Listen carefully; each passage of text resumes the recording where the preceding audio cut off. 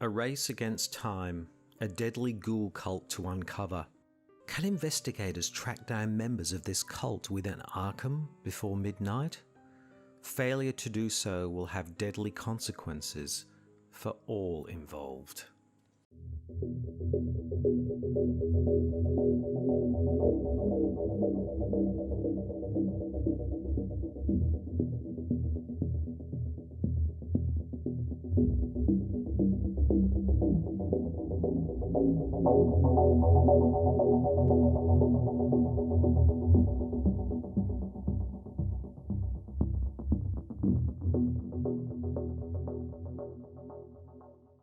Hello everybody, and welcome to the channel Out of Ammo, Out of Time. I'm Krabby Terror 8, and as many of you will know, over the past few years I've been playing The Gathering and Midnight Masks with every investigator in Arkham Horror, the living card game.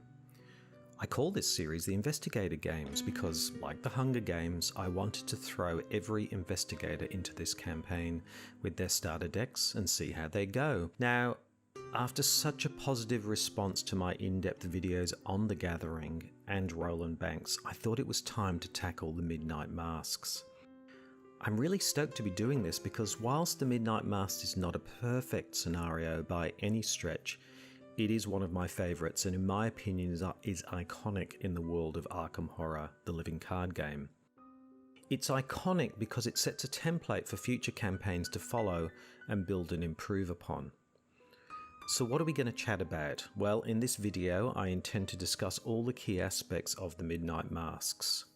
That is, the lore and the story, the scenario design and gameplay experience in both solo and multiplayer, how different investigators and classes of investigators manage in this scenario, and finally, my verdict.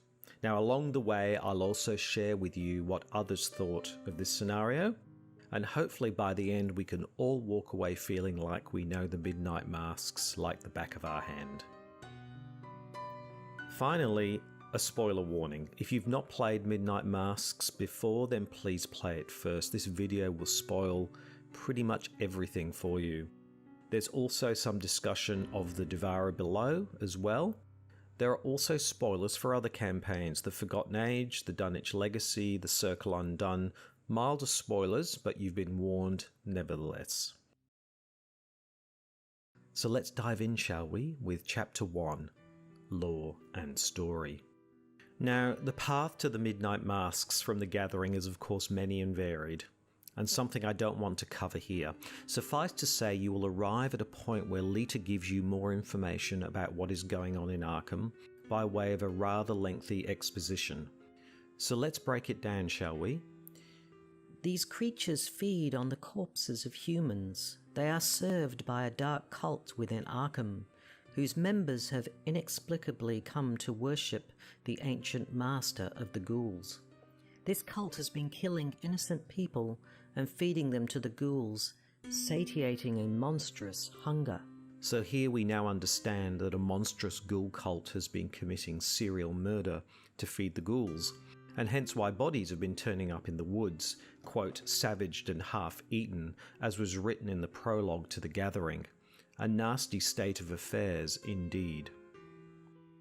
A dark balance was maintained until now. Recently, one of their lairs where the corpses were stored was destroyed. Since then, the ghouls have been more active than usual. I have tracked their movements and tried my best to stop them from running amok throughout the city. But I think there is something worse going on. The cult has been planning something darker and more ominous than anything I have yet observed. Indications are that this plan shall come to fruition tonight, shortly after midnight. So Lita's intentions are now more clear. Her exposition in particular when she says, "I have yet observed," and indications are, reinforces for me at least that she is absolutely the old soothsayer, as there are striking similarities in these statements on what is written in the prologue to The Gathering, with, "I'll be watching their progress, but I won't be holding my breath." I argued this point in the Gathering video, and what Lita says here only confirms in my mind who she actually is. So, Lita, the old soothsayer, has been observing events and, in her own way, trying to maintain order. She's worried that something really, really bad is going down tonight. This is, of course, foreshadowing the devourer below in a really nice way. But what I find hard to reconcile is, why does all this make Lita a zealot? I can't understand the trading of her card in this way. Now, a zealot is defined as a person who is fanatical and uncompromising in pursuit of their religious, political, or other ideals. So what is it about Lita which is reflective of this definition? Look, I can understand the zealot trait if she were, for example, Zoe Samaras or one of the cultists. In a way, this exposition feels like the title of the campaign should have been The Night of the Zealots, since it would appear that it is the ghoul cult who are the zealots. And maybe the title could be read that way, zealot referring to a group rather than an individual. So why call Lita a zealot right there on her card? Wouldn't it have made more sense to call her the old soothsayer? Could it be perhaps that Lita was once in the cult and has defected somehow, or was she a kind of double agent? Like so many things about Lita, there is an ambiguity to her character which is at once maddening and at the same time delightful, as it's clear that she is somewhat of an unreliable narrator, whose true motivations we shall never know. She goes on, Many of the cultists will seem like everyday people, despite their foul intentions. Whenever the cult meets, its members don masks shaped like skulls of various animals to protect their identities from one another. These masks are our mark, symbols of death and decay. We must unmask the cultists to expose and derail their plans. We have but a few hours. The more cultists we find before midnight, the better. So our path becomes clearer. We have been tasked by Lita to work to unmask these cultists and try to stop whatever will happen shortly after midnight. What is less clear is how this is going to work exactly. What I mean is, if they're everyday people, then how will we detect them? And if these cultists are wandering around Arkham in their get-up, wouldn't they be easy to spot? This discrepancy is not clear at this stage, but as we will see, some sleuthing by the way of clues will be required to find and identify these cultists. So I'm assuming we don't take the quote unmask the cultists literally, but rather metaphorically. We will expose them and threaten them to stop their plans is how I read this, based on how the scenario plays out. So there we have it. Lita has explained what's going on and has made a path for us clear and what we need to do. Lita therefore transforms from, using a term in the Gathering video, a tutorial psychopomp into a quest giver for this second scenario. Now, quest givers are incredibly important, not only in Arkham Horror the Living Card Game, but most story-driven games, especially video games. The quest giver is of course a device used so that the story can proceed in a way that gives players motivation and clarity to progress the narrative, but also to progress the gameplay. Without both, story-driven games don't really work as games. Games without stories are more like chess or Tetris, and stories without games are just, well, stories. Quest givers also importantly invest the quest with a dynamic which is interpersonal, by which I mean there is a greater motivation on the part of the players and by extension their investigators to meet Lita's expectations. Lita has helped the investigators, she has explained how much work she has done to try to stop this monstrous cult, and now it seems she is asking for help. How could we refuse? The quest would lack credibility and urgency if, for example, investigators merely found a note on the street explaining the situation. It would be hard under those circumstances for players to feel that investigators would blindly run around Arkham risking their lives simply because they found some note on the ground. At the other end of the scale, we can see in, for example, The Lord of the Rings, that a significant amount of text is used to help readers invest in the world, get to know the key characters before Gandalf sets Frodo on his epic quest to destroy the ring. Quest givers come in all shapes and sizes with a range of motivations. Firstly, we might divide quest givers into active and passive, which speaks for itself. Active quest givers are participants in the quest at hand. Think Obi-Wan Kenobi.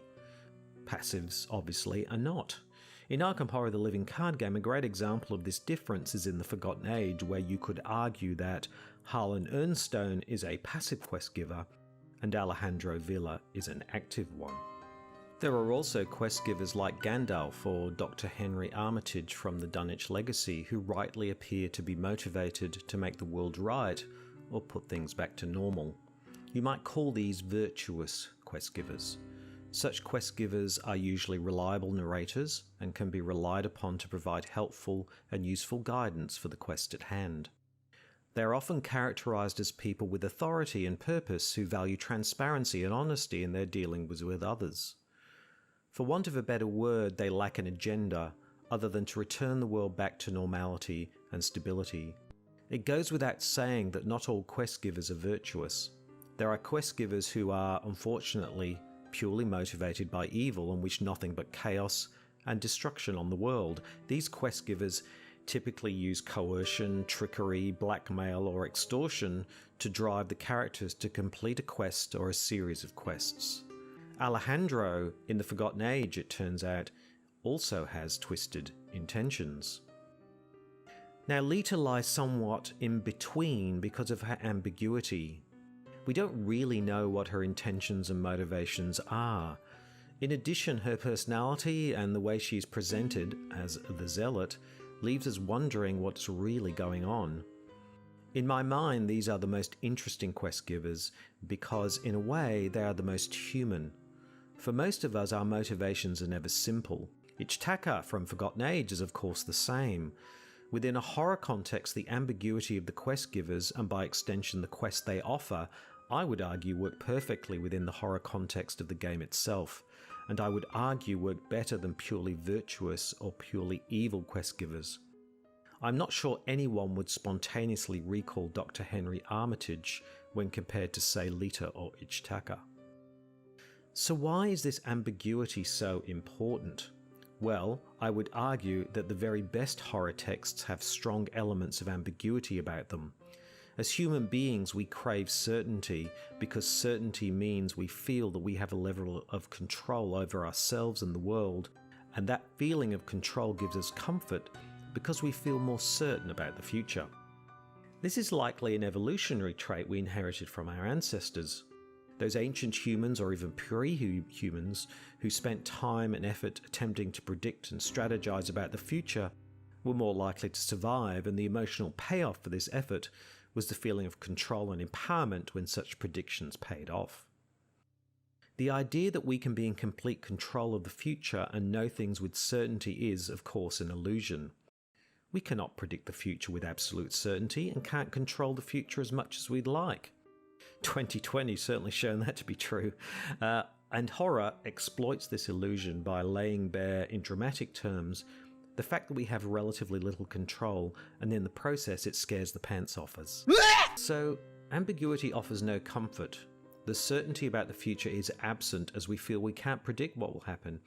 Equally, our own role in an ambiguous quest is also questionable. If we're unsure, how can we be sure of our own complicity in the outcome? Can we be sure that things will go back to the way they were? Ultimately, cosmic horror writers like Lovecraft took this ambiguity even further. In a Lovecraft universe, everything is ultimately ambiguous and unknowable, and, further, unstoppable. As Lovecraft famously said, "The oldest and strongest emotion of mankind is fear, and the oldest and strongest kind of fear is fear of the unknown." So there we have it, a quest giver and a story drenched in ambiguity. Well, that's all great, but how does this all align with the gameplay itself? Well, let's have a look now, shall we? In Chapter 2, Scenario Design. Put simply, the Midnight Mass scenario is, of course, a quest scenario. The quest itself is what I would characterize as a collection quest, but it's a type of collection quest called a kill quest. That is, the players are not collecting people or items for empowerment purposes. think of Mass Effect or the Magnificent Seven. Rather, they are collecting kills or trophies in order to progress through the scenario. Now, I want to say straight away that this scenario as a kill quest is not intended to be completed fully most of the time. It is designed to be partially completed.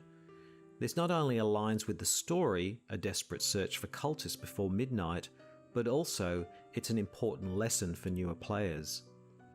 As Kevling affirms, after the strict structure of the gathering, this find as many as you can type of objective really teaches you that you'll not be able to do everything. Big Stupid Grin makes a similar point.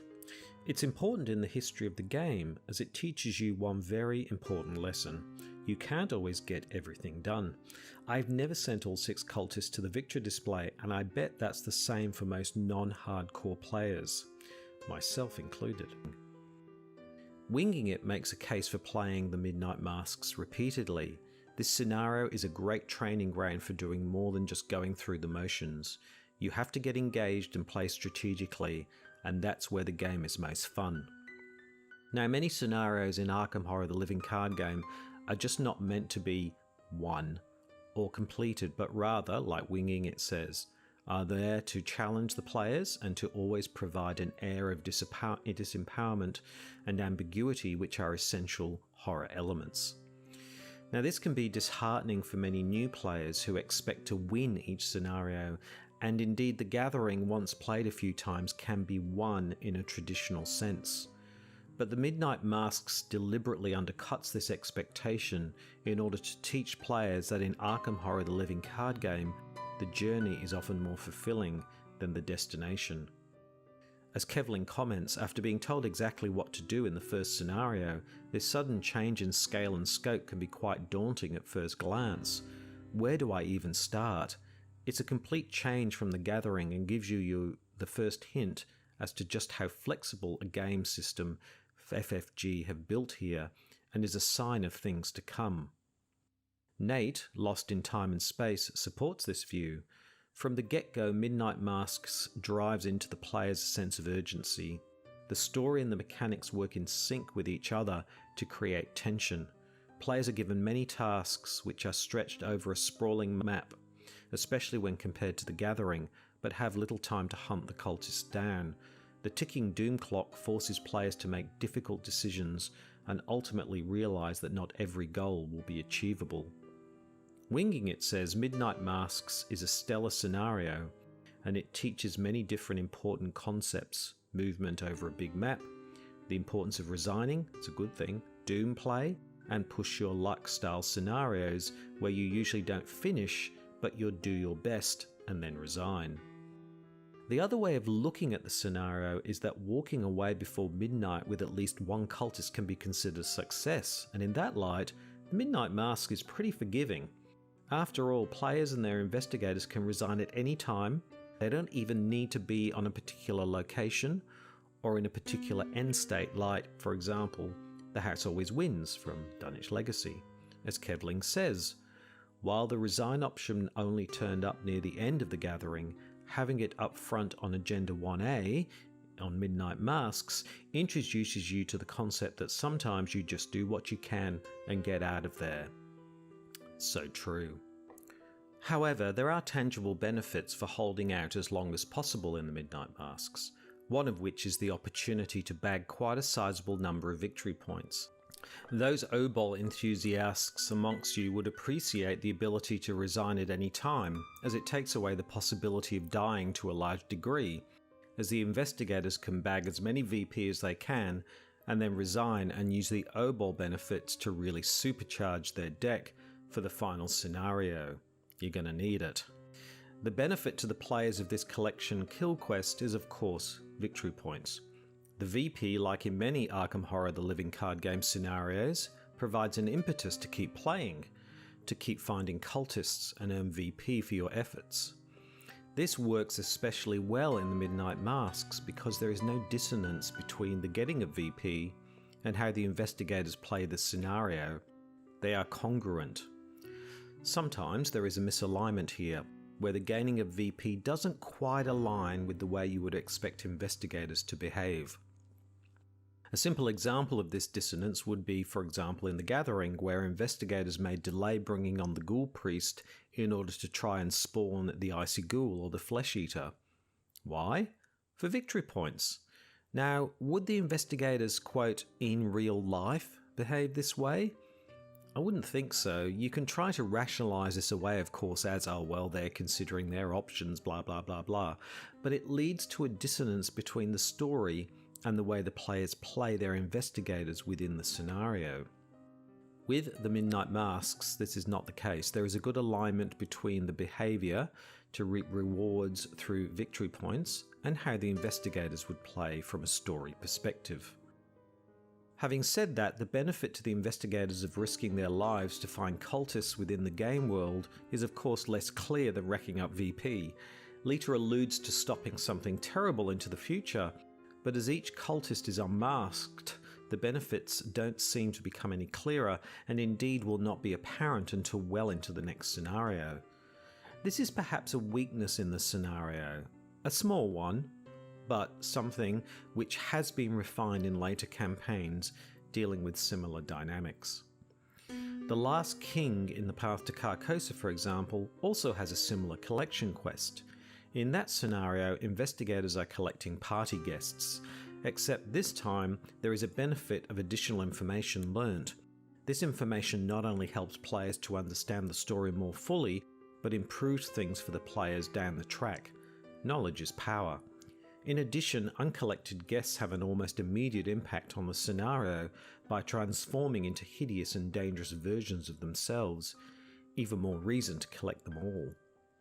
In the Midnight Masks, the uncovering of cult members gives victory points but doesn't really provide any other discernible benefit within the scenario itself. For example, could investigators have started with clues in the Devara below based on the number of cultists they had uncovered? Could more information about the cult have been provided with each cultist unmasked? There is more information hidden away on the back of the act deck, and it seems a pity that this information was not provided for each cultist uncovered. This would have given investigators more of a tangible benefit for their efforts. Now, to be fair, I think this is something that the developers definitely get better at in subsequent campaigns. This type of approach reaches its apex in, well, I think, The Circle Undone, where the whole opening scenario is devoted to collecting information which has very significant impacts on future scenarios in a way that feels consequential.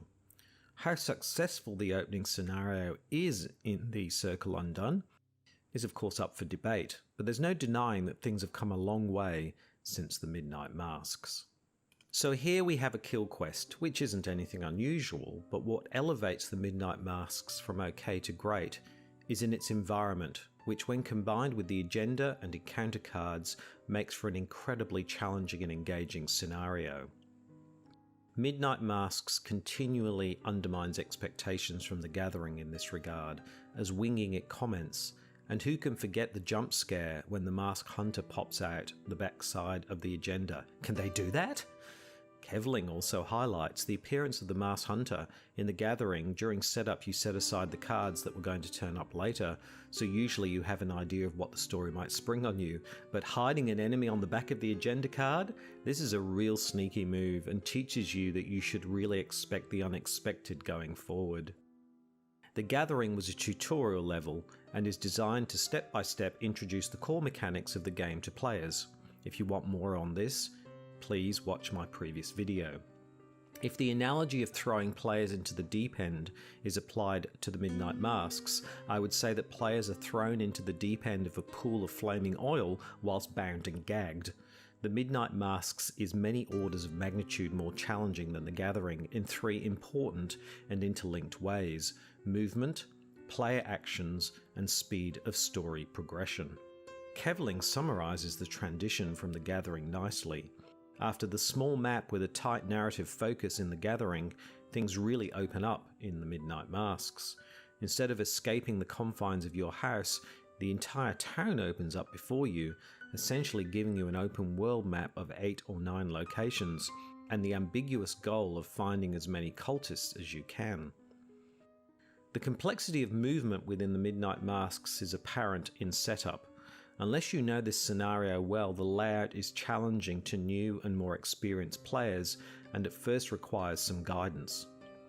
In the gathering, there are 5 locations, set out in a simple cross pattern with the hallway at the centre. As Kevling said, the Midnight Masks has 9 locations, nearly double, which can be set out in a 3x3 grid pattern. But these locations are not connected in a way that makes any logical or meaningful sense from a purely physical perspective. The house and the graveyard are dead ends connected only to Rivertown. Southside is connected to Miskatonic University, but inexplicably St Mary's Hospital is not connected to Rivertown. And finally, the trio of locations Downtown, Northside and Easttown are all connected to each other, but form a kind of linear corridor at the top of the map, connected at either side to Miskatonic University in the west and Rivertown in the east. Pure Flight discusses this aspect of the map in some detail. What appears to be an orderly grid of city blocks soon becomes a web of interconnected pathways upon further examination. While nothing is too far away from the central location of Riverside, getting from one side of the map to the other can easily become a big task. Absolutely. The logic of this layout is not apparent to me. I'm not sure why, for example, Downtown is not connected to Rivertown, but Easttown is, or why St Mary's is not connected to Rivertown. A simple explanation may be that there's just not enough room to connect everything to Rivertown. There is only one empty spot on the linking location symbol part of the card. Or perhaps in playtesting, there is a need to allow players to get away from hunting enemies through the Northside Downtown Easttown corridor. I'd be sympathetic to this view, as I've had games where I've had to Benny Hill around locations with the Masked Hunter and the Ghoul Priest in tow, and without this corridor I would have likely died. The locational complexity in some ways brings to mind the point-and-click adventures of the past, where locations are not linked logically, but are laid out in such a way that heightens the story rather than player movement efficiency. And this is the point here. The locational complexity decreases efficiency of play, and more actions must be spent moving to locations which are not well connected to others. This complexity of movement from locations does heighten the story and the verisimilitude of the task in an important way. The investigators are supposed to be, one imagines, racing around Arkham desperately looking for cultists in a manner which is likely chaotic and organic to some degree. Arkham is unlikely to be on some simple grid system or a layout like you might find in a house or museum. So, for example, it makes sense that the layout of the floors in, say, Echoes of the Past in the Path to Carcosa campaign are the way that they are.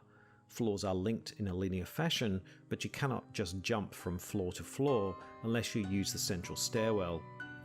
In contrast to Midnight Masks, the Boundary Beyond from the Forgotten Age campaign or the Phantom of Truth from Carcosa all play on the complexity of layouts which represent cities or towns.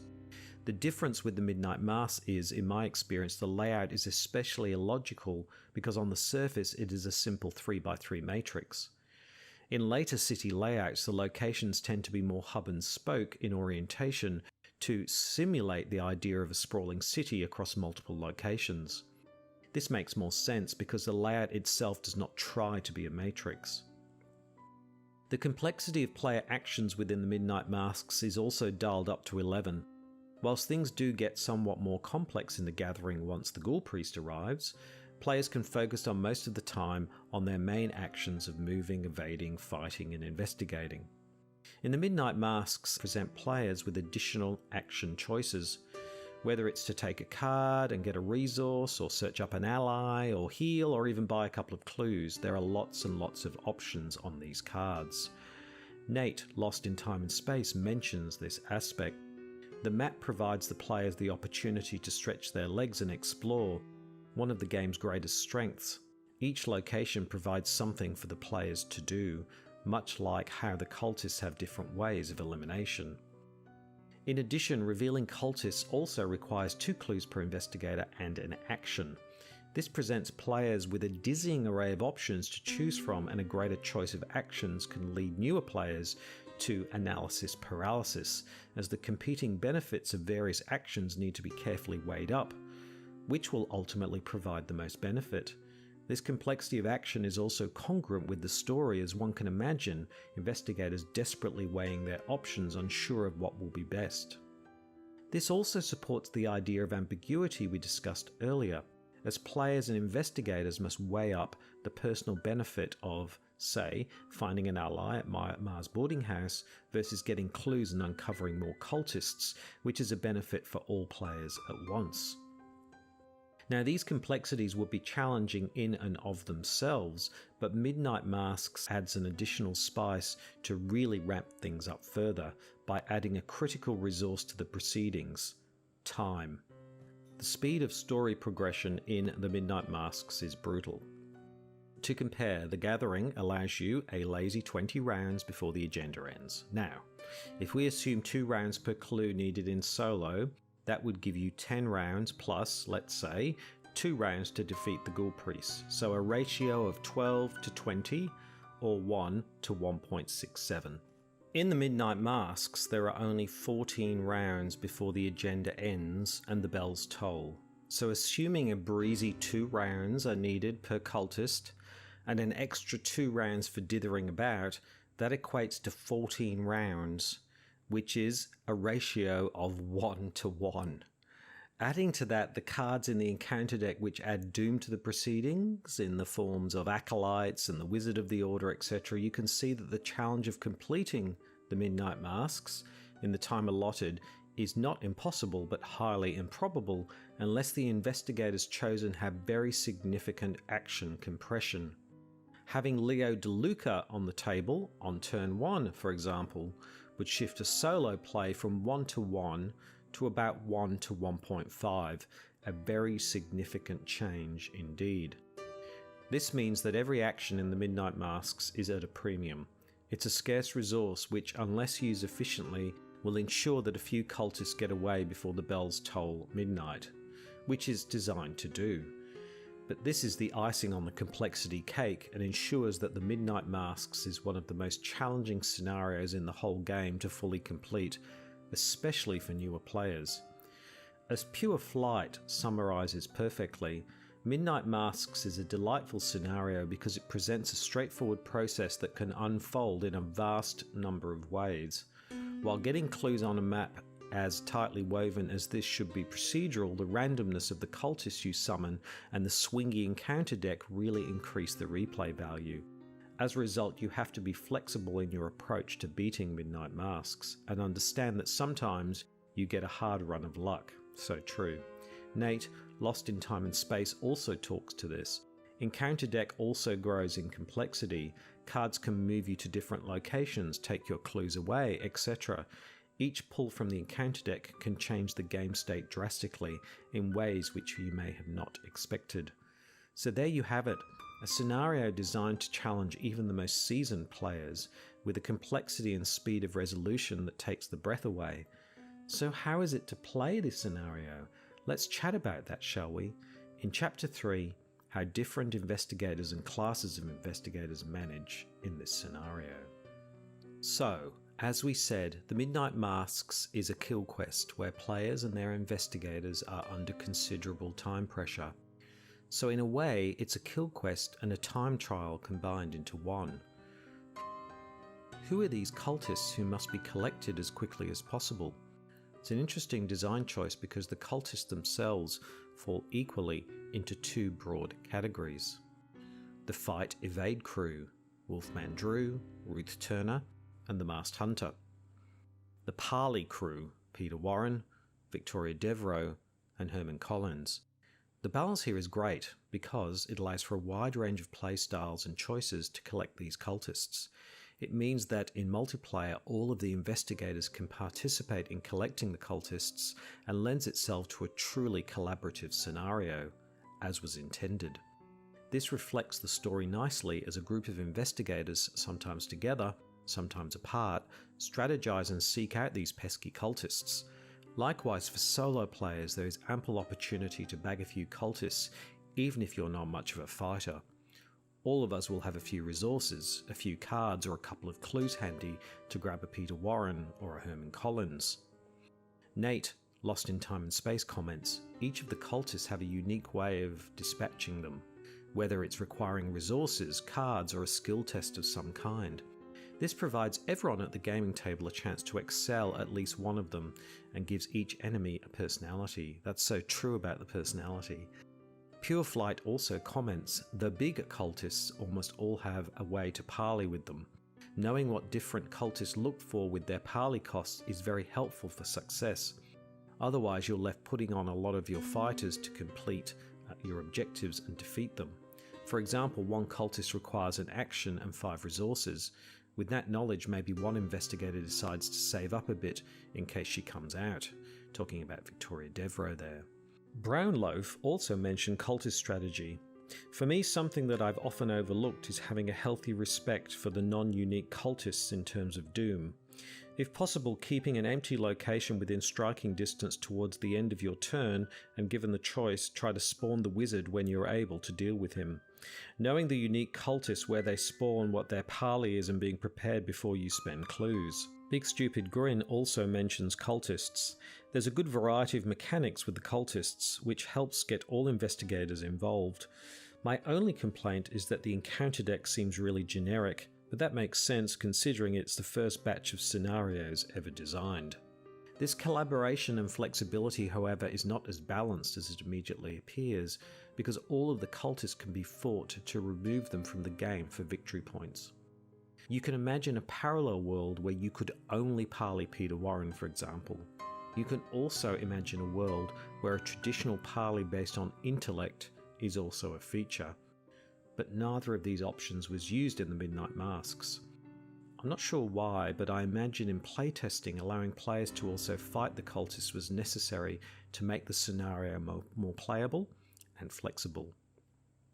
This design choice means that investigators who can fight effectively have more flexibility in how they approach collecting the cultists, as they can, for example, take 2 or 3 actions to remove them, rather than a more efficient single action parley.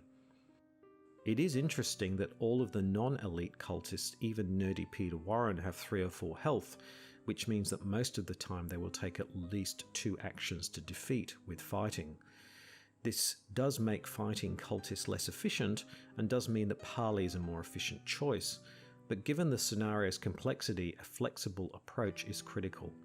Furthermore, the boss of the scenario, the Masked Hunter, can only be defeated through damage. There is no possibility to use a parley to convince him off course. We can see this bias in fighting in my investigator games league so far. The most successful true solo investigators are Leo, Roland, and Ashcan Pete, whose ability to fight and general flexibility makes them ideal for this scenario. At the other end of the spectrum, and leaving aside Calvin, because he's, well, Calvin, we can see that Daisy, Carolyn, and Jim have all done reasonably poorly, owing to their fairly poor fighting ability and lower flexibility. Leo is not a surprising winner, because he was able to combine good fighting skills with Leo DeLuca to provide a significant time advantage, as we discussed earlier. So thinking of the classes, we can make some predictions here. Investigators with high fight values who can also gain clues effectively and efficiently will have a distinct advantage. Roland and Joe can use cards like Shortcut or Pathfinder to increase efficiency of movement. Pure Flight adds on this idea. I'd recommend any cards that provide multiple spaces of movement. Pathfinder is the most obviously, but Open Gate can be potent and Esoteric Atlas potentially very useful. Likewise, survivors also have an advantage with action compression with such cards as Look What I Found and Track Shoes. Rogues have some very distinct advantages. Leo DeLuca can make all the difference, along with cards like Intel Report and Elusive. Mystics and non-fighters are at the greatest disadvantage in my opinion. Seekers and other non-fighters for obvious reasons, but mystics tend to rely upon their willpower to power spells, which mimic the effects that other investigators take for granted. Usually this isn't an issue, But in Midnight Masks, where there is such a premium on efficiency and flexibility, mystics tend to suffer as they need to have the right spells at the right time when needed. Fighting also confers another advantage onto the players of this scenario which others cannot match. In Midnight Masks, there are a number of cultists which add doom to the proceedings, which can make the speed of resolution even faster. It is not uncommon to get the odd cultist mysterious chanting in the same game, which if not dealt with swiftly, can really make things difficult. The Wizard of the Order is even worse, adding an extra doom every turn. In addition, cards like Locked Door and Obscuring Fog can also lock down clues if not dealt with swiftly. So you can imagine a scenario in which two investigators take on the Midnight Masks. Turn 1 they draw Wizard of the Order and Mysterious Chanting, and during the next couple of rounds they draw Wolfman Drew and then the Masked Hunter appears. Things can spiral out of control very quickly. It would only take a Hunting Nightgaunt to pretty much put the kibosh on this scenario for our hapless investigators. Pure Flight outlines the nasties awaiting in the encounter deck. Back again from the Gathering is a Chilling Cold set, which can attack your assets with Crit Chill. The best way to play around it is to simply play cheap or replaceable assets before you play your big expensive cards like the 45, Auto or Leo DeLuca. Finally, Midnight Masks introduces the basic Cultist set, which reward extra movement as cultists spawn at empty locations and waste to deal 1 point of damage, potentially without spending an action. Winging It also talks at length about clue management, which impacts play, especially for those investigators with lower physical stats such as Safina, Daisy, Sister Mary and Luke, or seekers who can quickly gather lots of clues. He says one of the more subtle lessons you can learn in this scenario is clue management. The scenario has treacheries that will both punish you for not having clues, Hunting Shadow, or for holding onto them, False Lead. This is pretty slick design that shows up in other scenarios, and you always have to consider how willing you are to risk these cards. Some investigators are more vulnerable to one than the other, and knowing that can help you counter them. So the consideration for this scenario is pretty clear. Fighting ability is key, which when coupled with action compression and the ability to buy extra actions can make all the difference. So what is the best strategy for doing well at the Midnight Masks? This is a really difficult one because the scenario is so complex and could turn so many ways depending upon the encounter cards and also which cultists appear in what order. You can be lucky and happen to be at a location when a cultist spawns, rather than finding yourself at the hospital when Wolfman Drew appears, for example. Looking at videos where people have perfectly completed this scenario, action compression and the ability to fight are of course key, as we said. No Aloha here managed it after 5 or 6 goes using Roland and Wendy. Roland of course gets clues for defeating enemies, while Wendy had Leo DeLuca on the table. Together, No Aloha was able to leverage these efficiencies to get 6 cultists just in time. Winging It also managed to complete the scenario again using Wendy and Roland, and again taking advantage of their action compression and Leo DeLuca. Cards such as Deduction and Look What I Found are critical in this mix. Winging It also has advice for other players on how to play. He says, in general, because speed is of the essence, I try very hard to spend as I go and not carry clues into the Mythos phase, or if I do, only risk dropping 1 to False Lead. Dropping 4 clues in one go can be a catastrophic setback to your tempo, and is something you want to avoid. That being said, someone like Daisy with only 5 health can really suffer if she gets hit with a Hunting Shadow and no clue to spend, so there are times I'll try to hold on to 1 clue. It's certainly a difficult balance. Now, taking all of the advice so far into account, I have also thought about the best way to tackle the Midnight Masks from a movement and efficiency perspective. Brownloaf gives this as important advice. Using your house, river, town, graveyard can be a good source of very early clues for a non-seeker. Absolutely. Funnily enough, I haven't used this approach myself. I'm not going to give it a go. Now, encounter cards inevitably mess things up. But in my mind, if I imagine a dream run, it would go something like this. First of all, the house, river town and graveyard nexus should be tackled first. The shroud is low on all these locations, which means that in 2 rounds, there is the potential to get 4 or more clues very quickly, which can be used to get cultists out early onto the table. It is also better to enter the graveyard early, because in the late game, it can become a dead-end trap when being pursued by hunting enemies, or your horror can be so high that you can't risk it. Finally, it's possible that at the graveyard you might also draw Herman Collins, which would mean a cultist is parlayed and completed early in the game. So, how might this work? Well, to illustrate, let's imagine, for example, Ursula is playing in solo. I'm using solo because it's just the easiest to illustrate.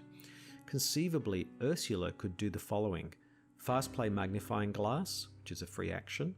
Get the clue at the house, that's her first action. Play Shortcut to Rivertown, which is another free action. Then use her free Investigate from moving to get a second clue at Rivertown. Then move to the graveyard, which is only her second action. Then play Deduction to get both clues as her third action. Wow, not a bad start. 4 clues on 1 VP in her first turn. If she's super lucky, she might then draw Herman or even Peter Warren to bag her first cultist in turn 2. Now, ideally, investigators will then only need about 4 more turns to unmask 2 cultists and then prepare for the masked hunter. Not a horrible stretch if plenty of clues are gathered from the house, Rivertown, Graveyard nexus. Then the masked hunter appears around in turn 7 and usually needs a couple of rounds to defeat. That leaves 6 rounds to bag another 3 cultists. Easy!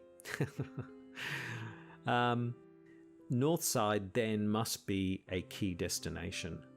4 clues can be gained here from the location itself and from spending 5 resources. Did anyone say Preston? This will net 2 more cultists onto the table with about 4 or 5 turns left. So then you can deal with the 2 cultists and get the final clues, couple more turns, and then mop up the final cultist at the end. Now, of course, it never works out that way, but at least having a strategy going in ensures that you use your actions as effectively and efficiently as possible. So what's my verdict on the Midnight Masks? Well, the Midnight Masks is within the world of Arkham Horror the Living Card Game an iconic scenario.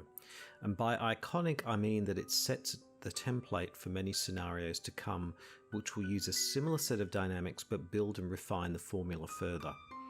The Midnight Masks also further expands the possibilities of Arkham Horror the Living Card Game and what it can do as a game, and demonstrates its ability to align story dynamics with gameplay perfectly to deliver a rich and rewarding experience. The Midnight Masks also teaches players that the game is not about binary winning or losing, but something more ambiguous, an in-between state where players, and by extension their investigators, are left unsure about their successes or otherwise in a situation that is not of their own making, helping someone whose intentions and motivations are unclear. In my mind, it is this ambiguity of purpose and outcome which makes this scenario so successful. In addition, it remains an endlessly challenging and rewarding scenario to play. The complexity of the game states ensures that no 2 games ever play the same, and even the most seasoned players will find challenge here.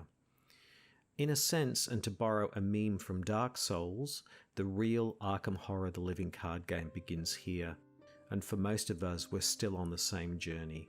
As Winging It says, these kinds of highly variable decisions are where the game shines, and it's also a reason I enjoy repeated playthroughs.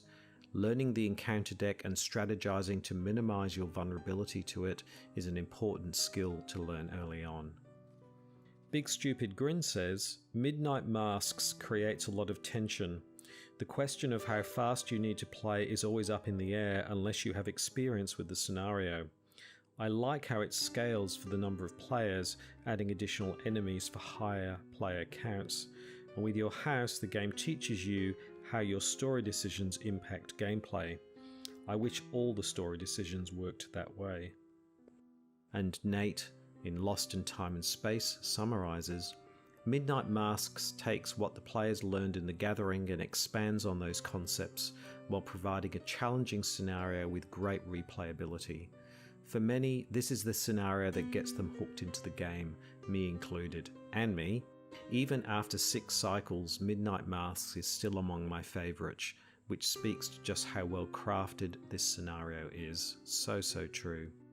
Pure Flight sums up nicely as well. Midnight Masks is a good scenario to replay. Not only because of the variants I spoke about, but because it rewards you for preparing for what will happen. The graveyard is a bad place to move in and out of frequently, and sending your most injured investigator towards the hospital makes a lot of sense. Plus, you quickly learn that you have control over when the cultists arrive, so focusing on preparing for their arrival is a good methodology. Oh, and you burned your house down, right? Right? Right. So there it is. Thank you so very much for watching. I sincerely hope you enjoyed this video. If you did, please like, comment and subscribe. I'm keen to hear your own thoughts about the Midnight Masks. A big thank you to all of the people who contributed their thoughts and comments, in particular Winging It, who not only shared his excellent thoughts but also has a video on his channel where he completes the Midnight Mask using Wendy and Roland. Check it out, it's really fantastic. And you can find links to all of these in the notes that go with this video. So I think that's about it. I think I'm really glad that I did this video. I really enjoyed it. I'm looking forward to doing more in-depth analyses in the future. So thank you once again. Until next time, I'm Krabby Terror 8. Thank you so much for watching, and goodbye.